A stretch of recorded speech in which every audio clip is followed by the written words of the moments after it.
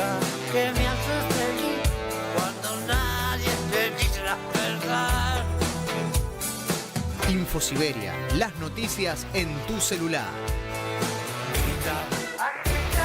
No seas como los demás. Manda un mensaje de WhatsApp y recibilo gratis todas las mañanas.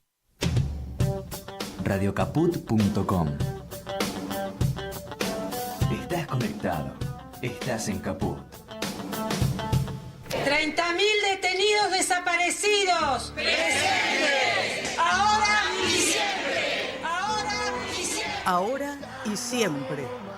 Un espacio para la memoria, por la verdad y la justicia.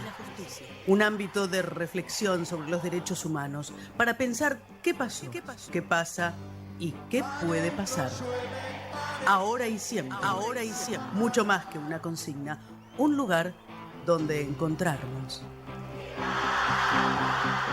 Ahora y siempre. Un programa de Ana María Cariaga. Los miércoles a las 18 en Caput.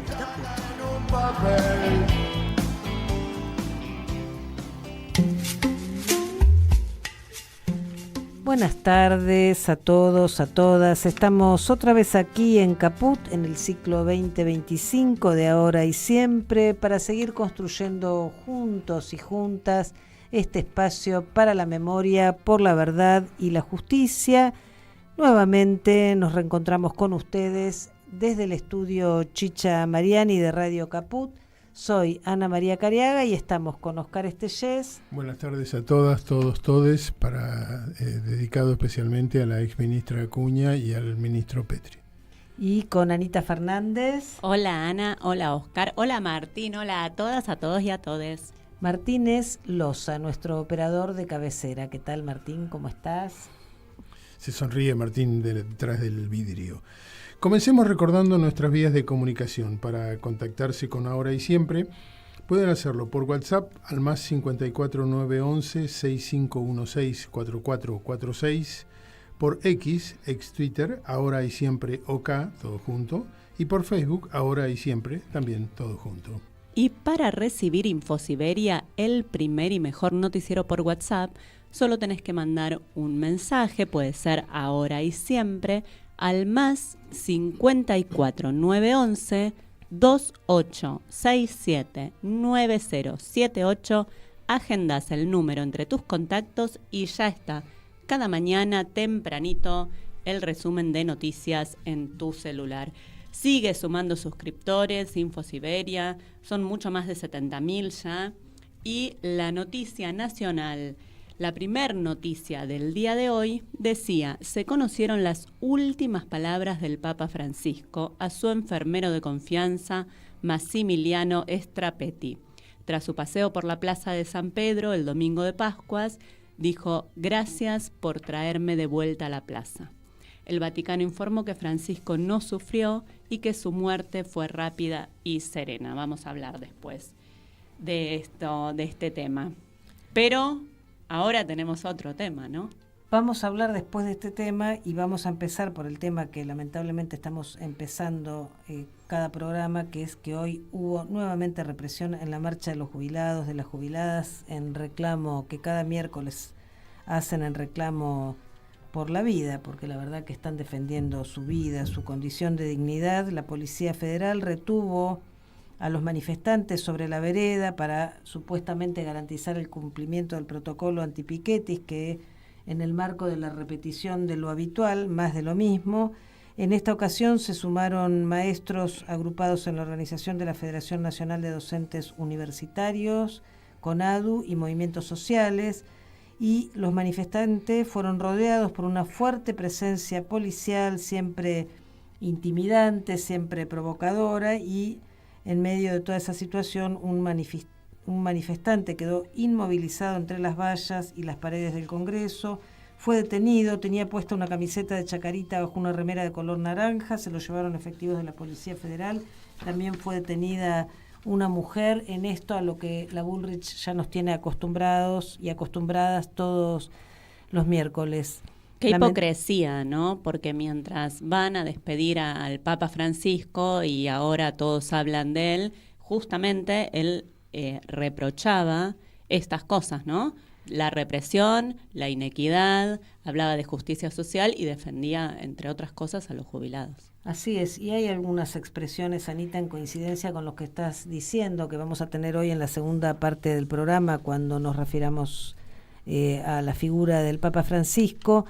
Y también vamos a hablar con nuestro invitado sobre el tema. Estamos con un invitado especial, presidente de la Unidad Popular, diputado nacional, mandato cumplido, exdirector del Banco Nación, coordinador del Instituto de Pensamiento y Políticas Públicas, Claudio Lozano, y fundamentalmente un amigo de la casa. Lo más importante. Bienvenido. Mejor así, mejor con eso. Bienvenido, ¿no? Claudio, un gusto tenerte acá con nosotros, con nosotras. Gracias por venir ahora y siempre. No, estamos a disposición, así que gracias por invitarme.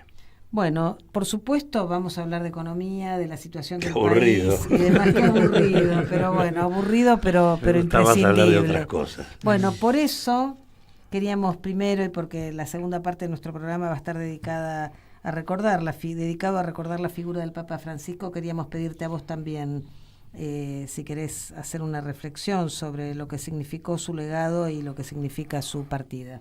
Mira, la verdad que a mí me generó una profunda tristeza y además una importante preocupación.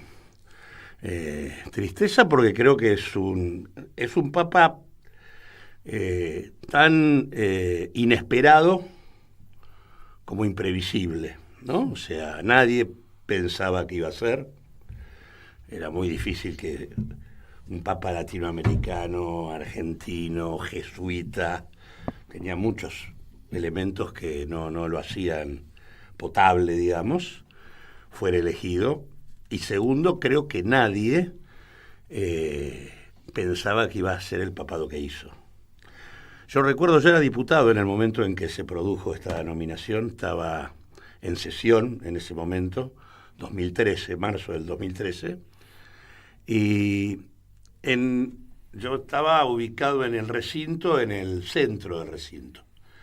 A la derecha mía tenía todo el espacio de la derecha, básicamente el PRO, los radicales y todos, una serie de grupos provinciales que acompañaban en ese momento la experiencia de lo que era el universo macrista, digamos, de aquel tiempo.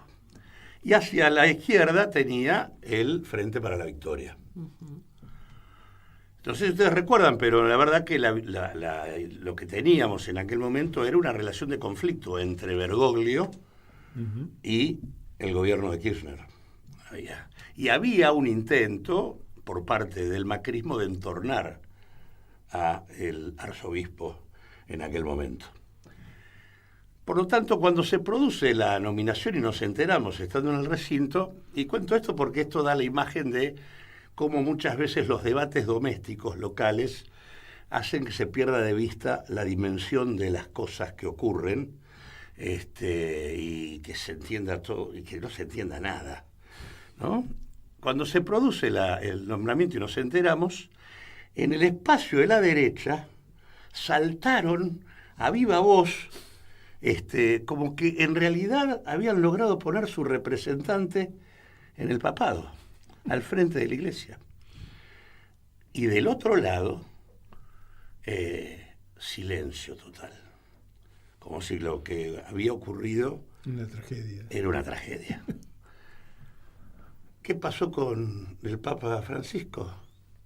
Todo lo contrario de lo que unos y otros habían planteado. Se transformó y por eso digo imprevisible, apareció como una voz que se transformó en la voz más potente que hubo en este tiempo, de una humanidad poco humana, en un mundo muy oscuro.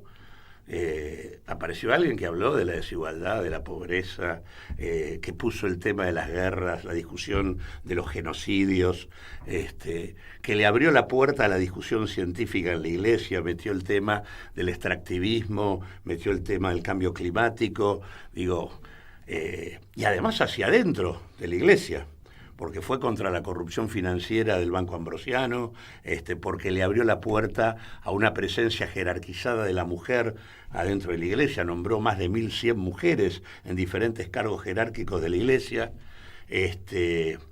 porque además produjo un proceso de desplazamiento muy importante de lugares de jerarquía que ocupaba el Opus Dei, terminó confrontado con la Iglesia norteamericana. La verdad que, digamos, en el marco de un mundo donde lo que uno tiene es el crecimiento de la ultraderecha, la voz del Papa era una voz para todos los países como los nuestros, sumamente importante. Creo que no había otra voz tan potente a nivel mundial que pusiera los temas que están en la agenda del cuestionamiento al capitalismo financiero o a esta etapa del capitalismo mundial de la magnitud de la que era él. Por eso la tristeza y la preocupación porque, digamos, ¿quién sigue, no? ¿En qué medida la Iglesia va a definir a alguien que continúe con el legado que él deja, que va a poder plantearse seguir profundizando ese cambio que él en todo caso había impulsado? La verdad que sería realmente terrible que al frente de la Iglesia apareciera alguien que en todo caso quisiera tener un vínculo más amigable con el crecimiento de la ultraderecha a nivel mundial. Digamos, volver a ese tipo de presencias conservadoras a nivel de la Iglesia sería, obviamente, para todos los que queremos discutir este mundo de otra manera, obviamente una situación muy complicada, ¿no? Un enorme retroceso sería. Totalmente. Como también en otros planos, Oscar, vos le ibas a preguntar. Sí, porque trayéndote más de vuelta a la realidad local, mientras ocurre toda esta conmoción mundial a partir del deceso de Francisco, asistimos a los 500 días de este gobierno de Milei. Con un panorama bastante complicado en relación a los indicadores económicos y en relación a las medidas que fue tomando este gobierno. 500 días y 500 noches. Sí. O 1000 No, noches. claro, sin 1.000.000 de noches. 500 días y 1.000.000 de noches. Desde el fin de los tiempos que estamos así. Y me acordaba de dos cosas. De un documento que vos elaboraste y que tiene una serie de precisiones sobre las cuales me gustaría volver a insistir. Y me acordé de, hace un par de semanas se celebró en Rosario el segundo plenario federal de la Red por la Democracia y los Derechos Humanos, y asistimos a una conferencia de cierre que entre otros exponentes estuvo el economista rosarino Sergio Arlovich, que seguramente lo conoces. Y me hizo acordar mucho de, así como vos planteás que hubo 4 fases del proyecto oligárquico en nuestro país, desde la dictadura para acá, Aronovich hacía una cosa mnemotécnica que decía las 4 M's, o sea, Martínez de Hoz, Menem, Macri y Milei. Me gustaría que te cuentes un poquito más el tema de las fases de este proyecto y cómo se fueron sucintamente desarrollando para poder contextualizar y para poder entender por qué estamos donde estamos y qué fue lo que ha venido pasando. Así muy sucintamente, no te voy a pedir una profundización que no nos da el tiempo, lamentablemente, porque es muy interesante. Sí, son 50 años, ¿no? de la historia argentina que tienen un momento de ruptura. La primera M es correcta, tiene la complejidad de olvidarse de la B corta, claro, que no es Martínez de Hoz, también es Videla, sí. ¿No? Pero digo, son las 4 etapas en donde las clases dominantes en la Argentina toman control sobre el aparato del Estado. Digo esto porque ese proyecto que se inaugura en aquel momento, en el marco del genocidio, nunca paró. Hubo momentos donde no estuvo en el control del Estado, pero seguía estando. Claro.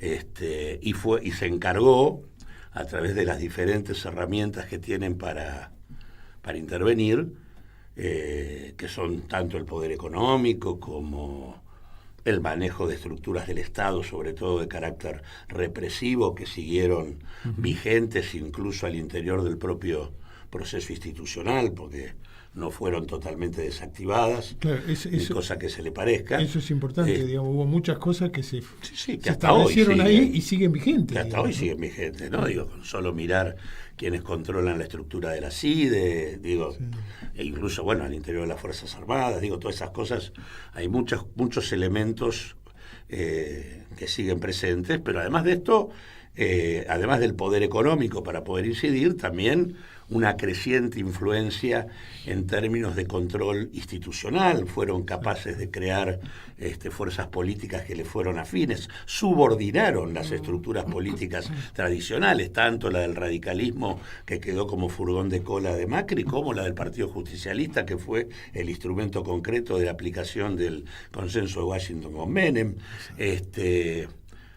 Hasta que terminaron conformando su propia fuerza con lo que fue el PRO y Juntos para el Cambio, y hasta con lo que tienen hoy con Milei, como un advenedizo que les vino de lo mejor. Pero digo, todo ese proceso en materia económica se sintetiza en 4 claves que mantienen todos: apertura de la economía, comercial, al ingreso de producción importada que desplaza producción local y destruye el aparato productivo; apertura financiera, que es la que permite el ingreso y la salida de capitales y que dio lugar al fenómeno del endeudamiento externo, la acumulación o la especulación financiera y la fuga de capitales.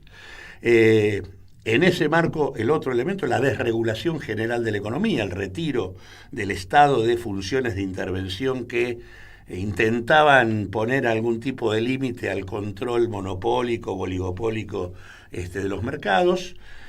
Apertura, desregulación, privatizaciones, con una lógica de endeudamiento permanente y perpetuo que se da desde ese momento hasta acá.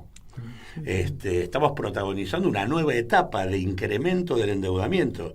El último salvataje que se da ahora sobre la experiencia de Milei, que se estaba cayendo a pedazos, es un salvataje que son 42.000 millones de dólares de deuda entre 20.000 del Fondo, 12.000 del Banco Mundial, 10.000 del Banco Interamericano de Desarrollo, y aparte, por el anuncio que hizo el propio secretario del Tesoro norteamericano recién, o hace poco, el tema de que hay una línea disponible del Tesoro americano para el caso de que hubiera algún tipo de problema con la Argentina. Toda esta lógica es una lógica de endeudamiento, fuga de capitales, un proceso creciente de desindustrialización que se profundiza en cada etapa. Estamos en la 4ª etapa del industricidio en la Argentina, y en ese marco un proceso de cada vez más regresiva distribución de los ingresos, con niveles crecientes de informalidad, de ilegalidad laboral, digamos, y de pérdida de poder adquisitivo de los ingresos de la mayoría. Ustedes hablaban al comienzo de la situación de los jubilados. Cuando uno mira yo vengo de hablar en el plenario de jubilados de la multisectorial, que se hizo hoy también en ATE, y la verdad que digamos, cuando vos tomás el punto de referencia del año 1984, cuál era el nivel del haber mínimo jubilatorio en la Argentina y cuál es hoy, vos tenés una pérdida de poder adquisitivo del 54%. O sea, los jubilados hoy ganan en la Argentina menos de la mitad de lo que ganaban al comienzo de la gestión institucional y democrática. Son una de los símbolos del nivel de olvido de aquellas cosas que la democracia tenía que resolver y no resolvió. Y junto con esto digo, el 90% de los jubilados están abajo de la canasta del jubilado en ingresos, no solo ya el haber mínimo. El 90% de los 6 millones de jubilados que tenés en la Argentina ganan por debajo de lo que dice la canasta de la tercera edad de la Defensoría. Y el 64% que tiene el haber mínimo está por debajo de la línea de pobreza del adulto que calcula el INDEC. O sea, los haberes mínimos hoy son 281.000 pesos, que llegan a 350.000 con un bono que se va desactualizando todos los meses porque en realidad no lo actualizan, pero digo, Hace 2 años el haber pelado son 281.000 pesos. Si hubiésemos mantenido el poder adquisitivo de los jubilados que tenía el haber mínimo jubilatorio al comienzo de la democracia, era 610 lucas. La diferencia entre 610 lucas y 281 es la pérdida de poder adquisitivo de los jubilados. Y estamos hablando del 84, o sea, recién comenzada la democracia, no estamos hablando de una época de gloria, ni que estábamos fantásticos, ¿no? Ni que había una Por economía. eso, después de la dictadura. Exacto. Ahora, que después de la dictadura tenías, al comienzo de la democracia, 20% de pobres. Cuando empezó la dictadura, Argentina tenía 4% de pobres. Exactamente. No, ahora Claro. la dictadura se va con 20. Para Hoy estamos arriba del 40. Para contextualizar un cachito con una sola cifra, digamos, brutal, corregime cualquier cosa, al comienzo de la dictadura había 7.000 millones de dólares de deuda, que fue el gobierno de Isabel Martínez de Perón. Actualmente estamos en más de 400. Estamos cerca, con esto último que acaba de pasar, estamos cerca de los 500.000. Claro, 500.000, de 7 Bueno, a en realidad, 500.000. si vos te fijas, entre el 74 y la actualidad, tenés un aumento de casi 4.500% de la deuda. Claro. Y en ese mismo momento, en ese mismo periodo, tenés un aumento de 1.500% de la pobreza. El endeudamiento va en sintonía. Argentina está atrapada en la lógica del endeudamiento perpetuo. Hay un sistema de la deuda que se instauró en el marco de la dictadura, que involucra una reconfiguración del capitalismo argentino, que involucra otro modo de funcionamiento de la economía y otra estructura del poder económico, y eso es lo que nos viene trayendo hasta acá. Y este es el tema tabú que no se ha discutido en el país. O sea, ni siquiera en las mejores etapas se discutió este tema. Nunca se pudo, y el fracaso más estrepitoso fue la última experiencia del Frente de Todos, nunca se pudo poner sobre la mesa una investigación sobre el endeudamiento, sobre quiénes fueron sus beneficiarios y sobre la ilegitimidad de origen que tiene el endeudamiento, porque no fue un endeudamiento del Estado, fue un endeudamiento del capital privado, de los grandes capitalistas argentinos, luego estatizado, y donde las rentas que ellos tenían en el exterior por la acumulación de rentas financieras hechas quedaron afuera. O sea, el Estado se comió una deuda sin los ingresos que permitían pagarla, y consecuentemente se transforma en un gasto del Estado permanente, en donde, a diferencia de lo que dice la vulgata liberal o neoliberal, no es el déficit fiscal el que genera la deuda. La deuda es un componente estructural del déficit fiscal. Y eso es lo que ha hecho que, de ahí en más, cada crisis de deuda, porque indudablemente cuando vos tenés una deuda que no podés pagar, en tanto no discutís ese tema ni cuestionás su origen, ni las diferentes reestructuraciones ilegales como esta última, la solución exclusiva es que, como vos estás endeudado y llegás a la crisis, lo que haces es tomar más deuda para pagar deuda, que es lo que estás haciendo ahora. Tomás deuda nueva para pagar deuda vieja. Y eso es lo que va reproduciendo el ciclo. Y vas a ir otra vez a una nueva crisis y se resuelve con más deuda para pagar deuda. Digo, la discusión de la deuda en términos políticos es la discusión que eludió el proceso institucional y democrático de la Argentina. En ese punto te quería preguntar, vos decías que bueno, en relación a la crisis, este gobierno que se estaba cayendo a pedazos, viene este salvataje. ¿Cómo sigue ahora? ¿Cuál es tu mirada de cómo qué va a pasar con esta situación actual que estamos viviendo? El salvataje viene en el marco de una crisis política y económica del gobierno. El gobierno por primera vez comenzó a tener una imagen más negativa que positiva. Yo te diría desde diciembre del año pasado, y además con mucha fuerza desde la marcha del 1 de febrero, después de las declaraciones de Milei en Davos. Esa marcha fue muy multitudinaria, con un repudio muy importante. Después de eso vino la criptoestafa, que le pegó en la línea de flotación a este muchacho, colocándolo como el estafador a nivel mundial. Y a partir de ahí comenzó una deriva cada vez peor que termina con la represión del 12 de marzo, en donde, como una vez más, como pasa normalmente, y no se dan cuenta, o en todo caso no tienen otra herramienta, la memoria que hay en la Argentina respecto al genocidio y la tarea del movimiento de derechos humanos ha generado condiciones que hacen que cuando se producen ese tipo de despliegues represivos, que se producen con el objeto de disciplinar y de atemorizar, la indignación es superior al temor. Y a partir de allí esto seguía cayendo, y en ese marco además el gobierno se quedó sin divisas, o sea, tenía reservas negativas, se le venían vencimientos, los acreedores comenzaron a mirarlo con desconfianza, aparecieron situaciones cada vez más complejas de ingreso de importaciones que afectaban intereses del poder también local, la discusión con Estados Unidos y la puesta de aranceles para grupos empresarios que son parte de la gestión del gobierno. Techín, digamos, que está sentado en el gabinete nacional, se le cuadruplicaron los aranceles con los que tiene que entrar su producción a Estados Unidos. Digo, todas esas cosas implicaron deslegitimación con la sociedad y crisis con el poder, donde, bueno, tenías una situación donde se te iban alrededor de 5.000 millones de dólares cada 3 meses. Esa doble crisis con la sociedad y con el poder hacía que el gobierno estaba forfait. Si eso seguía así, vos tenías un default en un mes. Sí, en realidad lo que hay que tener en claro es que todas estas políticas, Martínez de Oz, Macri, Cavallo, Milei, todas las políticas que tienen la lógica de reducción de los salarios, pisar el dólar y tratar con eso de bajar la inflación, cuando en realidad lo que generan, hay desinflación en pesos e inflación en dólares.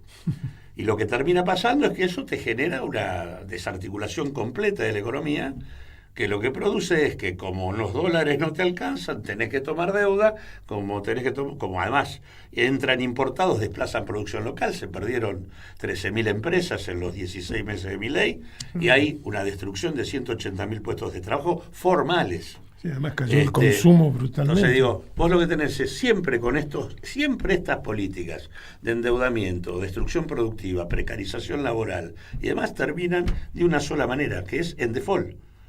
Ellas te llevan en default bajo el cantito de que en realidad hay que hacer las reglas, hay que cumplir las normas para resolver los problemas de la deuda. En realidad te llevan siempre a más deuda y al default previo a cada endeudamiento. Acá, antes de que llegaran al default, el gobierno tuvo que abandonar la idea que era su principal objetivo electoral, que era llegar con el dólar fijo y la inflación en baja a la elección.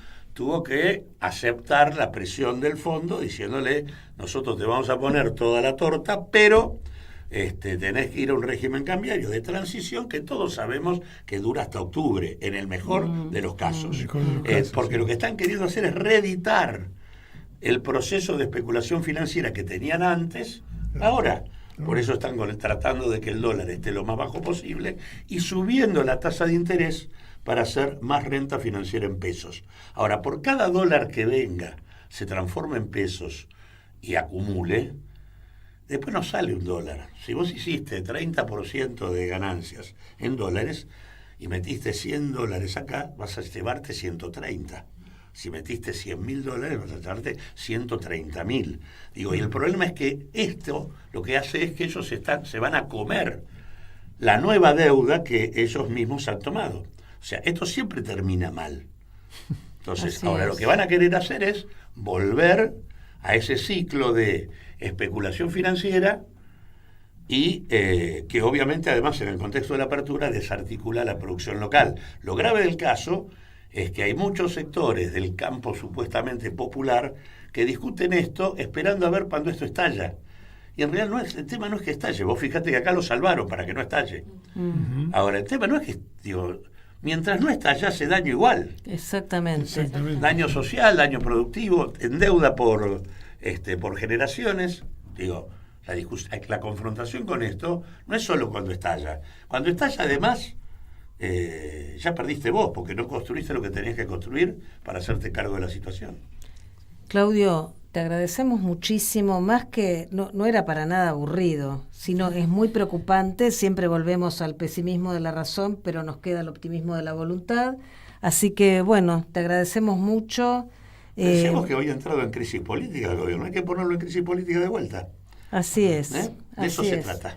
De eso se trata. Yo quiero comprometerlo a otra visita. A otra visita porque, para seguir hablando. Exacto, me quedé con, Claro, sí. con muchas ganas. Seguir hablando de cómo seguir profundizando esta situación y cómo seguir construyendo respuestas en el campo popular. Muchas gracias, Claudio. Un gusto haberte tenido acá con nosotros y la puerta de Ahora y Siempre, siempre abierta.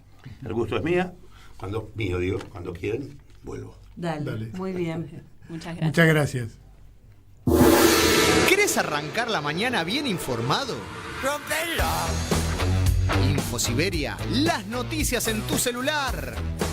Manda un mensaje de WhatsApp al 1128679078 y recibilo gratis todas las mañanas. Vos sos la única que me hace feliz cuando nadie te dice la verdad. Infosiberia, las noticias en tu celular. No seas como los demás. Manda un mensaje de WhatsApp y recibilo gratis todas las mañanas. Y un recuerdo En Caput del Papa Francisco. pasan cosas. Querida Ana María, de modo especial rezo por las madres, rezo por vos, rezo porque son luchadoras. Estoy seguro que, además del reconocimiento de la humanidad, Dios las tiene muy en su corazón, son luchadoras, Lucharon por la justicia y nos enseñaron el camino. Y me alegra que vos sigas estas huellas de tu madre y que la transmitas a los demás en tu audición radial. De modo especial rezo por las madres, rezo por vos, rezo por tu madre, Esther, y rezo por todos los hombres y mujeres de buena voluntad que quieren llevar adelante un proyecto de justicia y de fraternidad entre todos. Son luchadoras y nos enseñaron el camino. Radio Caput. Que Dios los bendiga a todos. Esas cosas. Ahora y siempre. Un espacio para la memoria, por la verdad y la justicia.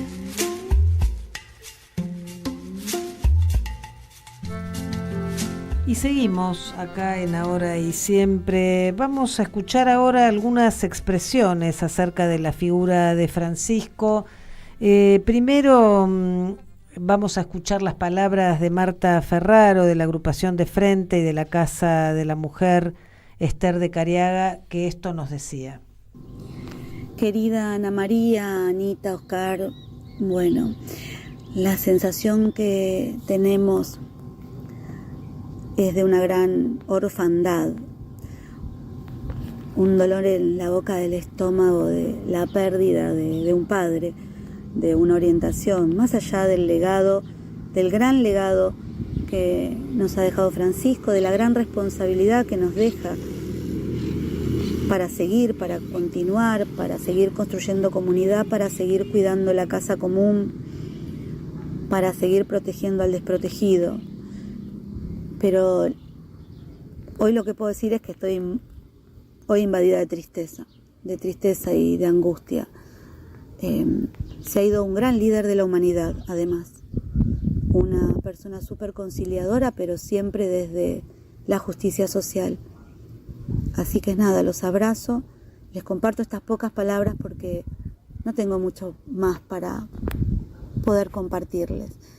Y a seguir. Él va a rezar por nosotros. Los abrazo.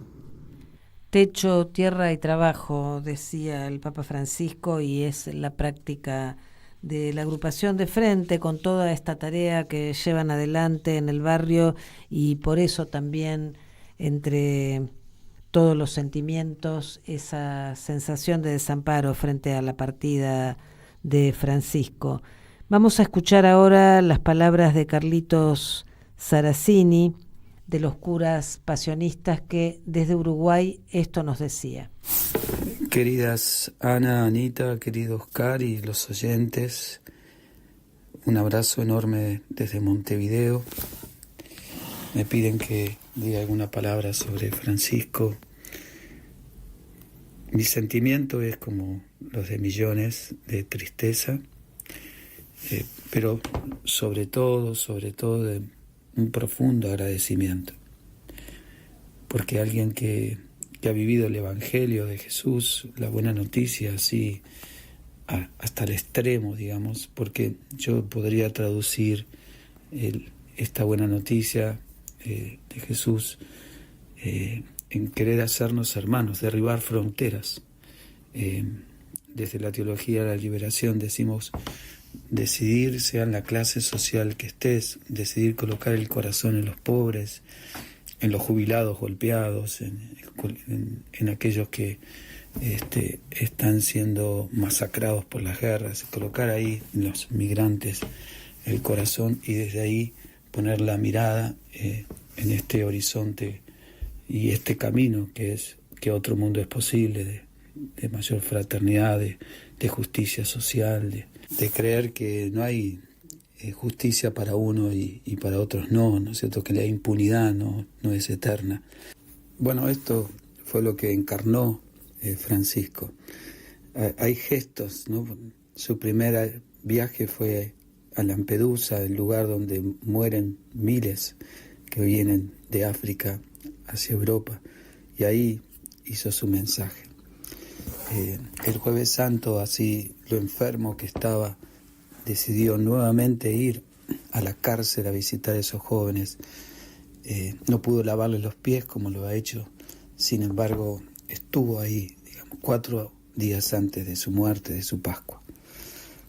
Así que gracias, Francisco, tu vida me desafía y nos desafía a entregar lo mejor, a poner todo en la cancha hasta el final, con la esperanza de esperanzar, ¿no es cierto?, que otro mundo lo podemos seguir gestando y pariendo, aún en medio de estos tiempos tan nefastos que tienen estos rostros, estos nombres, como Trump, Milei o quien sea, digamos, que nos quieran hacer creer que en nuestras entrañas no está la fraternidad, la justicia social, la solidaridad, porque esto es lo que nos humaniza. Francisco se une a esta caravana de testigos, ¿no?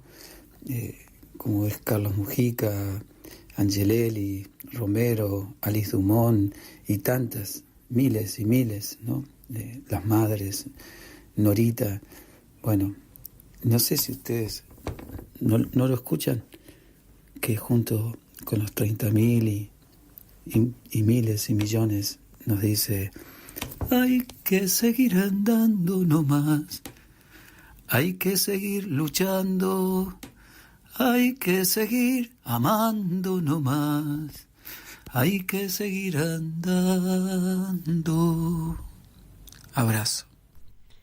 Hay que seguir andando, nos cantaba Carlitos, que siempre nos acerca esa voz y nos hablaba de esta caravana de testigos que siguen con su ejemplo de lucha y su legado dando testimonio. Y vamos a escuchar ahora en voz de Rodolfo Viano, también cómo reflexionaba sobre la impronta de la figura de Francisco. Rodolfo Viano, de Cura de Opción por los Pobres.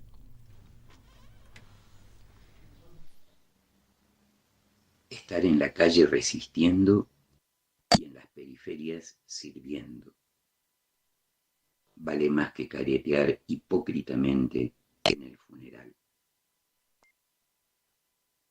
Me parece muy bien que hoy miércoles 23 de abril, jubiladas y jubilados, docentes universitarios y la discapacidad en emergencia continúen reclamando lo que es del pueblo, y sabemos quiénes se lo están robando, sin suspender por duelo, porque el duelo colectivo se prolonga y viene de hace rato.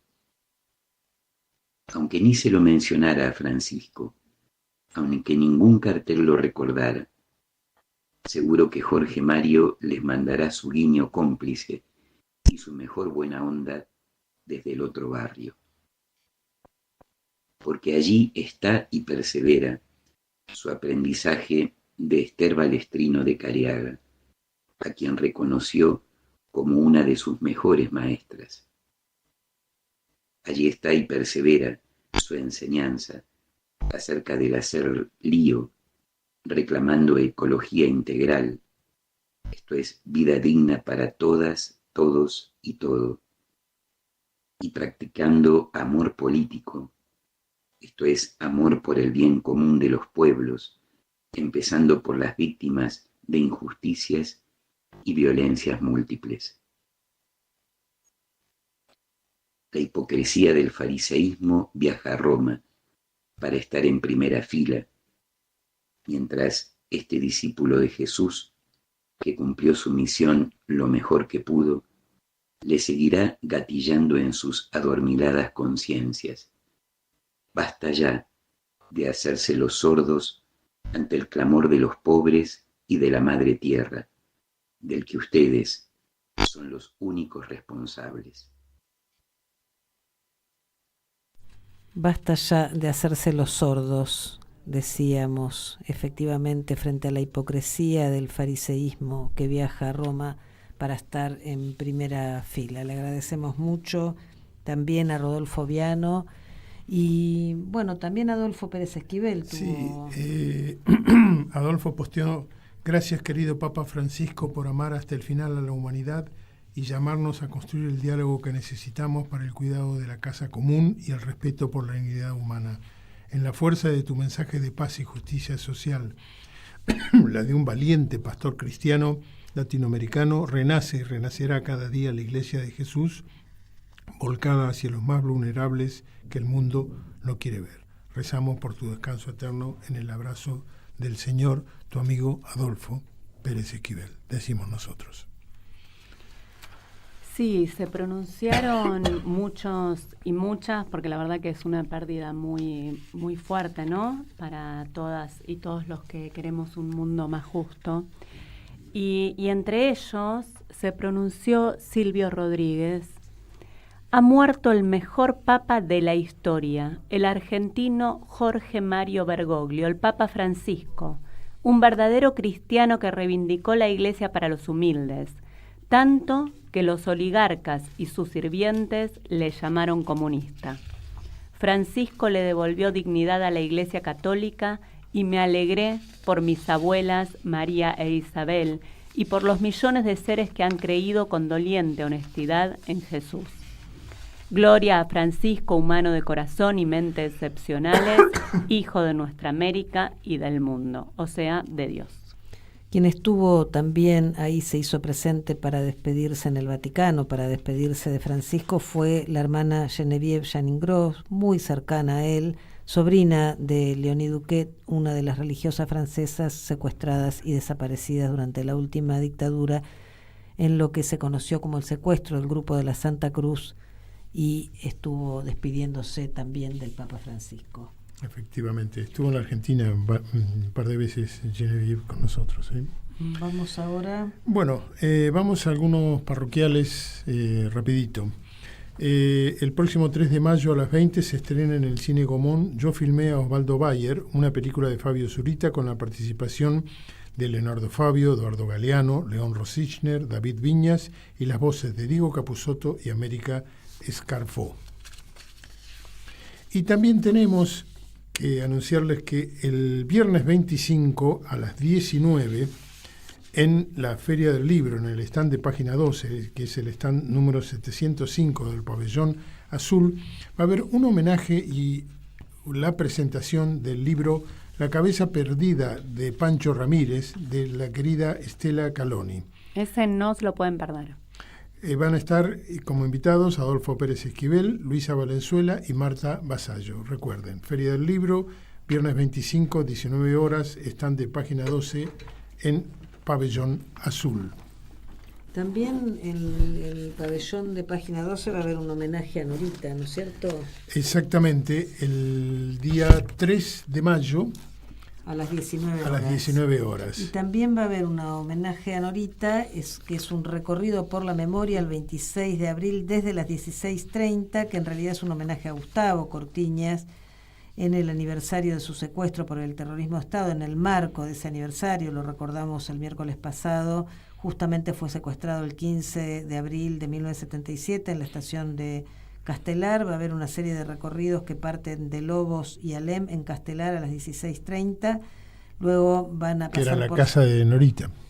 Exactamente. Luego van por Sarmiento y Lobos, donde hay un mural, los Incas y Timbúes para la instalación de placa en la estación Nora Cortiñas, intervenciones artísticas, y luego termina la actividad y entonces convocan a construir un espacio de memoria colectiva en la futura estación Nora Cortiñas, hoy estación Castelar. Lo hace la comisión por estación Nora Cortiñas.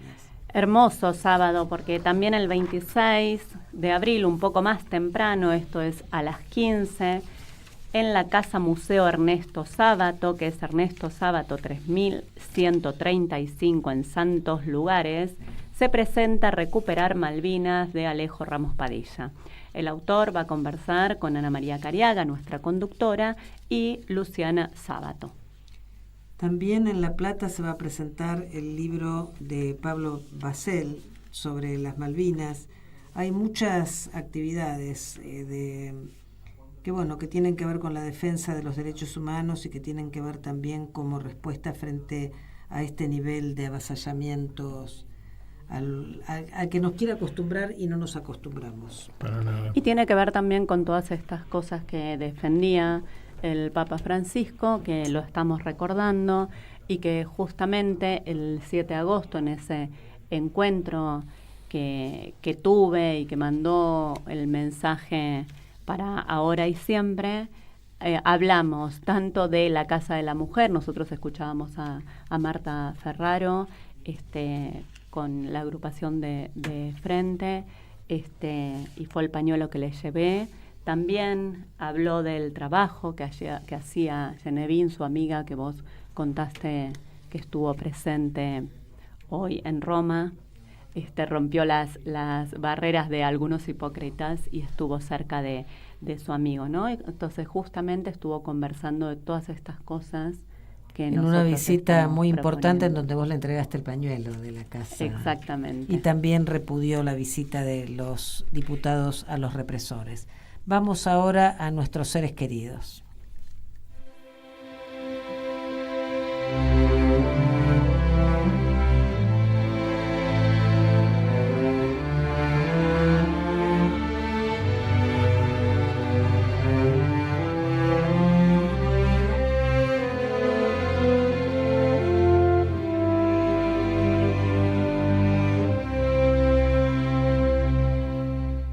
Aún caminan contigo, aún caminan conmigo, los que nunca se fueron, los que nunca se han ido, hasta el fin de los tiempos, los desaparecidos, los compañeros nuestros seres queridos. Hoy queremos recordar a Eva Ullman de Casoy y Claudio Argentino Casoy, secuestrados el 17 de abril de 1977 en una quinta en Moreno, cuando estaban con su pequeña hija Dafne de solo 9 meses de edad. La niña fue dejada con los caseros y posteriormente restituida a su familia. El matrimonio Ullman-Casoy fue visto en el Centro Clandestino de Detención, Tortura y Exterminio Club Atlético y permanecen desaparecidos. Así los evoca hoy Dafne Casoy Ullman. Hola, gracias por este espacio de recordatorio que hacen siempre.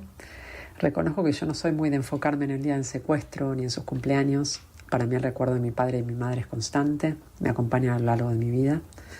Y en estos tiempos en que el negacionismo salió del closet, lo siento mucho más cerca que nunca.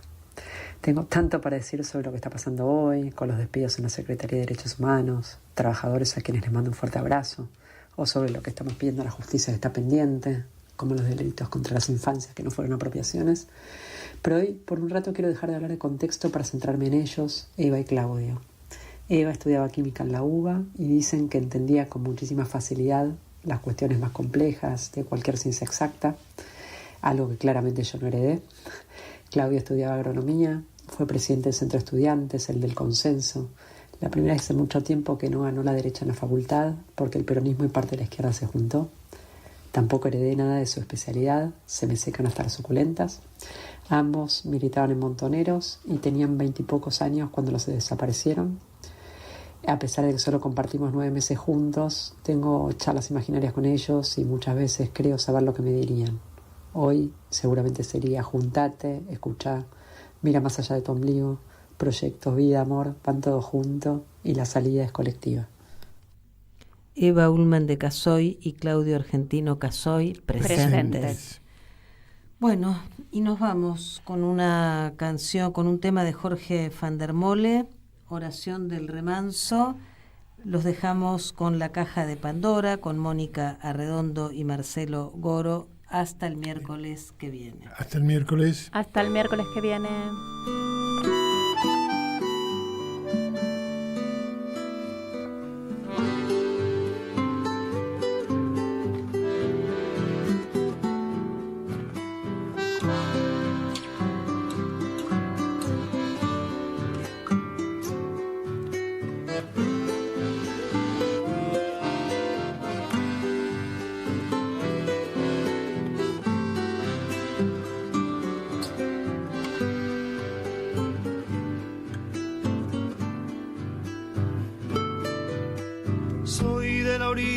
Brava del agua turbia y la correntada que baja hermosa por su barrosa profundidad.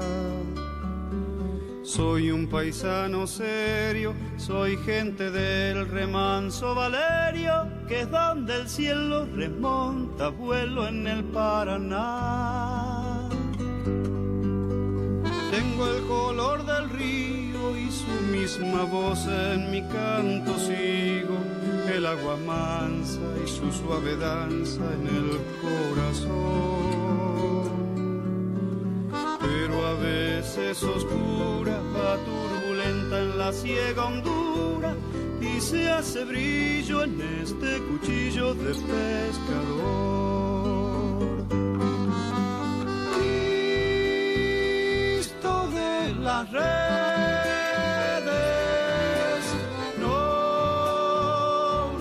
abandones, y en los espineles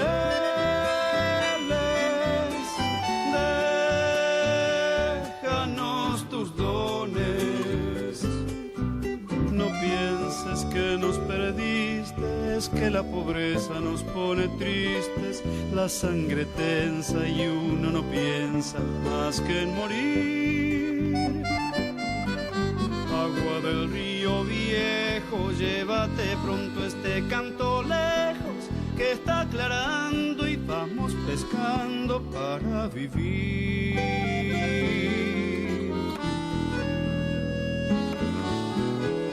Llevo mi sombra alerta sobre la escama del agua abierta y en el reposo vertiginoso del espinel. Sueño que alzo la proa y subo a la luna en la canoa y allí descanso, hecha un remanso mi propia piel. Calma de mis dolores, ay Cristo de los pescadores, dile a mi amada que está penada esperándome, que ando pensando en ella mientras voy vadeando las estrellas, que el río está bravo y estoy cansado para volver. Cristo de las redes, no nos dones. Y en los espinales,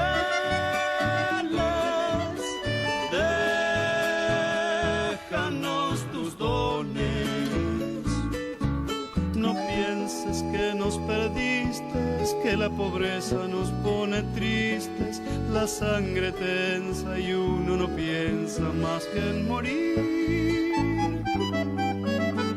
Agua del río viejo, llévate pronto este canto lejos, que está aclarando y vamos pescando para vivir. Agua del río viejo, llévate pronto este canto lejos, que está aclarando y vamos pescando para vivir.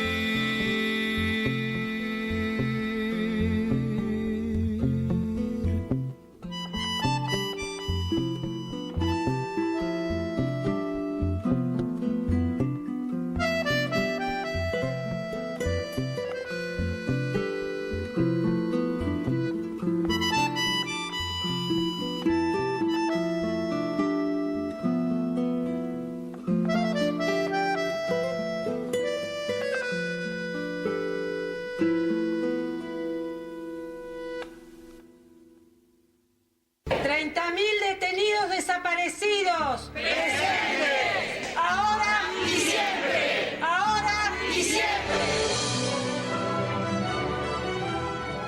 Soy Osvaldo Bayer. Bueno, un saludo para la radio Caput. Radio de nombre increíble. Roto, jodido. Completamente aniquilado. Que haya puesto ese nombre, ¿no? Con mucha ironía, evidentemente. Bueno, les deseo el mejor de los